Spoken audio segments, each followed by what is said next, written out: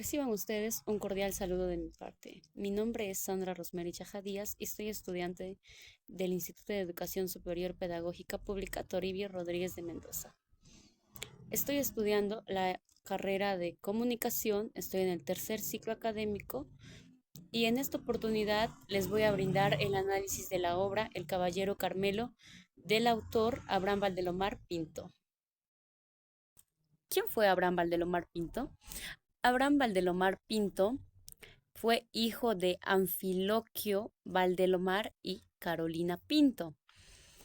Estudió su primaria en la Escuela de la Municipalidad número 3 de Chincha, su secundaria en la Señora de Guadalupe, donde en conjunto con Manuel formó la revista Guadalupana. En 1905 procedió a ingresar a la Universidad de San Marcos, la cual lo dejó por trabajar como dibujante en la revista de Revistas y Aplausos. Por diferentes motivos de trabajo, se fue a diferentes países, en donde cuando tenía su estancia en Italia, decidió participar en el concurso literario organizado por La Nación, con el cuento El Caballero Carmelo, el cual claramente fue su primera versión, la cual se dio en 1914. Después de un largo recorrido, decidió participar en lo que viene a ser también en el ámbito político, en lo cual tuvo éxito, pero por diferentes motivos también se retiró. Él falleció el 3 de noviembre de 1919 en la ciudad de Ayacucho. Bien, para continuar, el Caballero Carmelo de Abraham Valdelomar Pinto tiene su movimiento o escuela literaria, o sea, pertenece al modernismo. Su género es narrativo porque Abraham es quien nos narra todo el cuento. Su especie es cuento y su estructura es inicio, nudo y desenlace. Su lenguaje y estilo es tierno y conmovedor, en el cual nos narran la historia de Carmelo, quien viene a ser un gallo de pelea, y su gran pelea contra Anfiloquio al final de lo que viene a ser la obra. Esta obra tiene una fuente literaria, es ambientada a inicios del siglo XX en lo que viene a ser a Lima. Fue publicada en el año 1918 y es la que nos narra, ¿no?, la vida de Carmelo, pero también está muy asociado a lo que viene a ser las clases sociales, ya que incluso en la obra nos describe cómo era Carmelo, ¿no? Y es igual, en la vida real son con las personas, pero en la obra era con los gallos, ya que algunos eran gallos de pelea de raza y otros no tanto, ¿no? Bien, ¿quién cuenta el Caballero Carmelo? El Caballero Carmelo nos cuenta Abraham, quien es un observador externo, tiene una observación distinta y objetiva, es un narrador omnisciente, ya que no participa en las escenas del cuento, pero sí tiene acción, porque el narrador, quien es Abraham en la vida real, también es Abraham en el cuento y es uno de los hermanos de Rosa y de Anfiloquio. Personajes. Los personajes que tiene esta obra son principalmente Carmelo, Ajiseco, el gallo pelado, el narrador que es Abraham, Rosa la hermana mayor, Jesús que es una niña tierna, Héctor, el panadero, quien es una persona muy sensible y bonita, Anfiloquio, el padre y la madre. Esta obra cuenta con 6 capítulos y varios elementos narrativos, los cuales describen cómo es la obra. Incluso su estilo es muy amplio y poético, ya que como sabemos, Abraham fue uno de los más grandes poetistas de su época. Y esto es lo que le da un gran realce a la obra que es El Caballero Carmelo. El Caballero Carmelo, como ya les estaba explicando, cuenta de 6 capítulos. El primer capítulo. En el primer capítulo nos narran cómo llegó Carmelo a la vida de Abraham.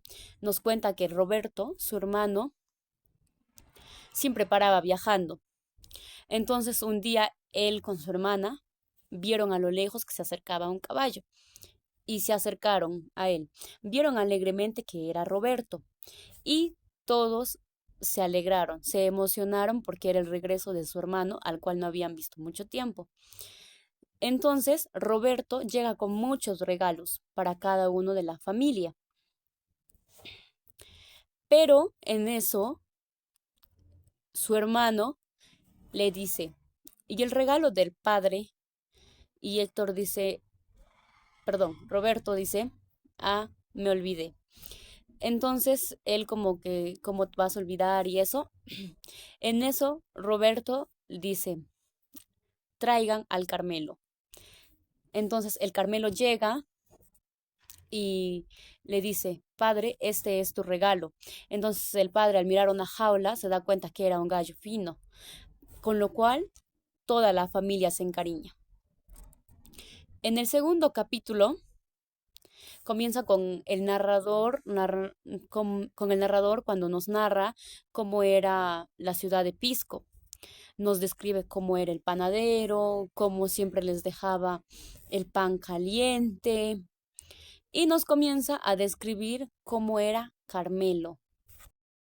Nos describe cómo era Carmelo, también nos describe cómo era su corral donde criaban a sus animales, cómo las palomas le daban gran realce, brillo a lo que viene a ser el corral.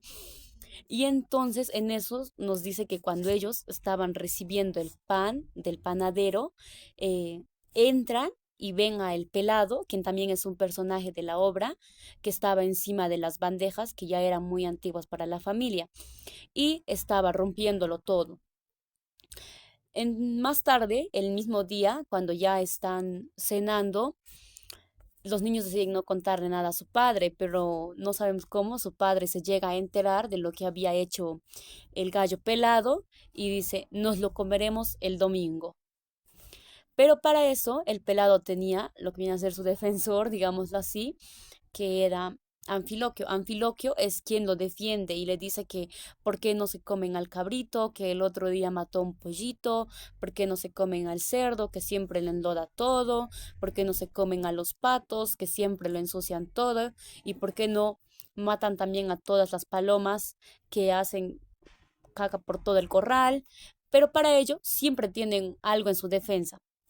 Dicen que no se comen al cabrito porque es un animal muy bonito, que no se comen al chancho porque es quien le da vida, como viene a ser al corral, no se comen a los patos porque son animales muy bonitos y no se comen a las palomas porque son lo único blanco que pueden observar en el corral, dándole un realce más al corral.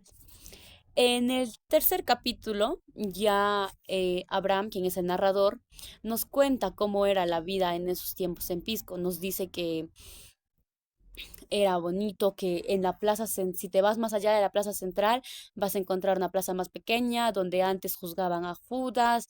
Si caminas un poco más, vas a encontrarte con las brisas del mar y vas a encontrar al viejo que siempre está tejiendo sus redes para pescar. Incluso nos cuenta cómo eran las bodas, cómo se casaban, cómo los padres lloraban tristes cuando los demás se casaban, pero a los recién casados les iba muy bien. Nos cuenta cómo echaban arroz, cómo les echaban vibras y cómo los recién casados se iban en su burro.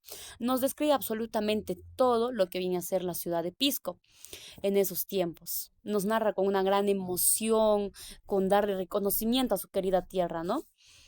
También en el cuarto capítulo ya describen específicamente cómo era Carmelo. Nos dicen que parecía un hidalgo, era un gallo colorido, un gallo alegre, que todos se habían encariñado con él, que era un gallo de raza, un gallo fino y muy bonito.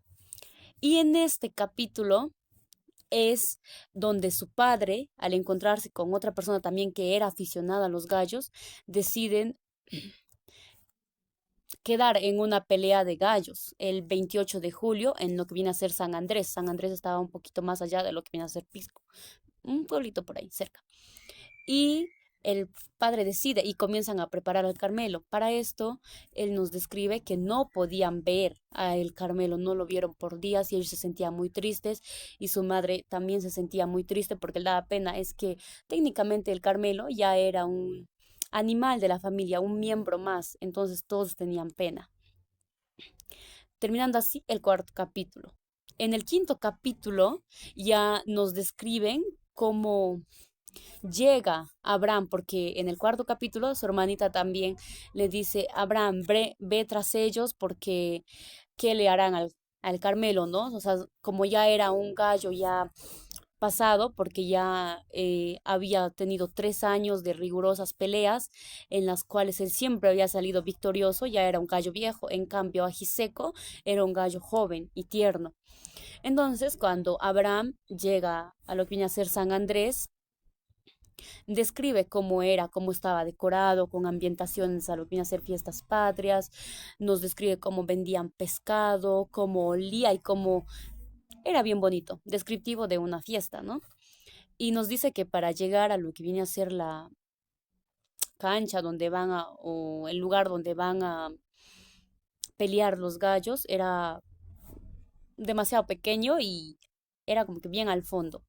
Entonces nos describe cómo llegó y cómo vio a dos hombres que sacaron sus jaulas y soltaron a los primeros dos gallos, en los cuales había un narrador también que narraba, lógicamente lo iban a hacer las peleas de gallos, y él se dio cuenta que la pelea terminaba cuando todos decían, ha hundido el pico, ha hundido el pico lo tenía que hundir en la tierra.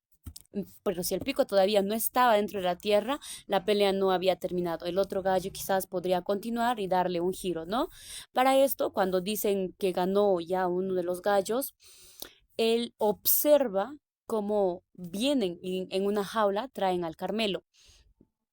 Lo traen y ve cómo lo sacan. Entonces se da cuenta que todos comienzan a apostar por lo que viene a ser Ajiseco, ya que era un gallo más tierno, ¿no? El Carmelo ya estaba devastado.